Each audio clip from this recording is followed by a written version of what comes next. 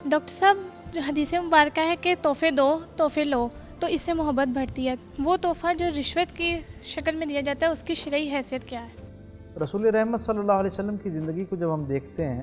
تو اس میں جہاں اور بہت ساری خوبصورتیوں کے جہان آباد ہیں، وہاں ہم تک ایک یہ خوبصورتی اور سچائی بھی پہنچتی ہے کہ آپ تحفے دینا اور تحفے لینا دونوں کو بہت پسند فرماتے تھے۔ یعنی رسول اللہ صلی اللہ علیہ وسلم کو جب کوئی تحفہ دیتا تو آپ اسے بہت خوش دلی کے ساتھ قبول بھی فرماتے اور پھر پورے اہتمام کے ساتھ، بلکہ اس سے بڑھ کے اہتمام کے ساتھ تحفوں کا جو ہے وہ بدلاؤ بھی کرتے تھے، بدلاوا بھی کرتے تھے، اپنی طرف سے بھی تحفے جو ہے وہ لوگوں کو عنایت کیا کرتے تھے۔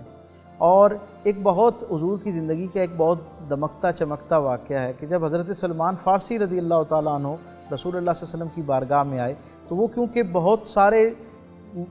آج کے ظاہری ملک جو ہیں ان سے سفر کرتے ہوئے حجاز مقدس تک پہنچے تھے، انہوں نے سن رکھا تھا کہ جو آخری نبی ہے اس کی دو بنیادی نشانیاں ہیں۔ ایک تو یہ ہے کہ وہ تحفے کو قبول کرتا ہے اور خیرات کو یا جو اس مد میں دی گئی چیز ہوتی ہے، اجرت کی مد میں دی گئی چیز ہوتی ہے، اسے قبول نہیں کرتا۔ آخری نبی کی یہ نشانی ہوگی۔ اور دوسرا یہ ہے کہ اس کے پشت مبارک کے اوپر مہر نبوت ہوگی۔ آپ نے یہ اپنے بزرگوں سے سن رکھا تھا اور اسی دو بنیادی جو کہہ لیں کہ جو بنیادی پرکھ تھی، اس کو اپنے ساتھ لے کے سفر میں تھے اور دل میں تمنا تھی کہ اللہ کا آخری نبی جو ہے اس کا دیدار ہو۔ وہ چلتے چلتے مقدس گھڑی آ پہنچی جس وقت وہ رسول اللہ صلی اللہ علیہ وسلم کے بالکل سامنے بیٹھے، نبی مکرم علیہ الصلوۃ والتسلیم وہاں موجود تھے، آپ سامنے آئے، اجنبی تھے، پہلی ملاقات تھی تو کھجوریں پیش کی۔ رسول اللہ صلی اللہ علیہ وسلم نے فرمایا، اور یہ اس سے بڑھ کر ایک راز کی اور خیر کی بات آپ کو بتاؤں کہ وہ اتنے بے چین تھے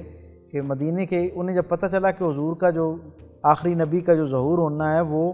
کھجوروں والی سرزمین پہ ہونا ہے، تو انہوں نے مدینے کے گرد و نواح میں تجارت وہ اپنی جو ہے وہ روزگار کے لیے ملازمت اختیار کر لی۔ آپ کھجوروں کی ایک درخت کے اوپر چڑھ کے اتار رہے تھے کھجوریں کہ اچانک کسی آدمی نے آپ کو یہ خبر دی کہ مکے کی جانب سے ایک ایسی ہستی مدینے کے اندر داخل ہوئی ہے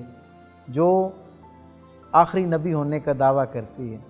آپ نے یہ بات سنی اور فوراً وہاں سے چھلانگ لگائی، جو خوشہ آپ کے ہاتھ میں تھا بس اسی کو رکھا، باقی کو چھوڑ دیا اور دوڑتے ہوئے حضور کی بارگاہ میں پہنچے۔ وہ خوشہ لے کر آئے اور رسول اللہ صلی اللہ علیہ وسلم کے سامنے پیش ہوئے۔ حضور نے پوچھا یہ کیا چیز ہے؟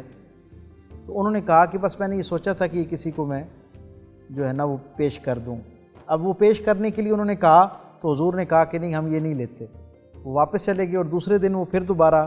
کھجوریں لے کر آئے۔ حضور نے کہا یہ کیا ہے؟ دوبارہ پوچھا، انہوں نے کہا کہ یہ ہدیہ ہے، میری طرف سے تحفہ ہے۔ تو حضور نے مسکراتے ہوئے اس کو قبول کر لیا۔ ان کو پہلی نشانی یہ پتہ چل گئی کہ رسول اللہ صلی اللہ علیہ وسلم جو ہے نا وہ جو ان کے بارے میں بشارت تھی توریت میں، انجیل میں، زبور میں اور پہلے آسمانی جو صحائف ہیں ان کے اندر، وہ ایک پہلی علامت پوری ہوگی۔ انہوں نے پھر اپنے دل کی بات کہہ دی، مسکرانے لگے تو چہرے پہ اطمینان آنا شروع ہوا۔ میرے کریم آقا صلی اللہ علیہ وسلم نے ان کی طرف مسکرا کے دیکھا اور کہا کہ سلیمان، پہلی شرط جو ہے کیا یہی تمہیں ایمان پر قائم کرنے کے لیے کافی ہے، یا جو دوسری علامت اور نشانی ہے اس کو بھی ظاہر کروں تاکہ تمہارا دل جو ہے وہ دین کے ساتھ جڑے؟ تو انہوں نے کہا کہ یا رسول اللہ، میں تو آپ کے ساتھ میرا دل تو جڑ گیا، آپ کا یہ کہنا ہی بہت کافی ہے، لیکن اگر میری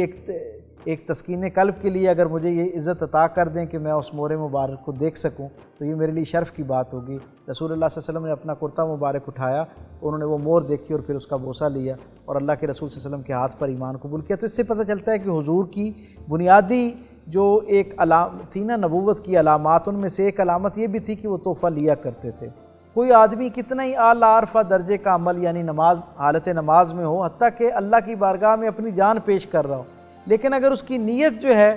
وہ اللہ کی رضا حاصل کرنا نہیں ہے،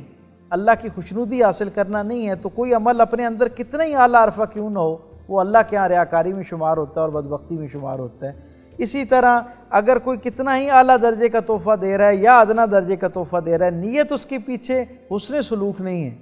بلکہ اس سے کوئی مقصد حاصل کرنا ہے، تو پھر یہ اللہ کے ہاں تحفے کے طور پہ، انفاق فی سبیل اللہ کے طور پہ قبول نہیں کیا جائے گا، بلکہ یہ گناہ کا حصہ بن کے اللہ اس کے نامہ اعمال میں لکھا جائے گا۔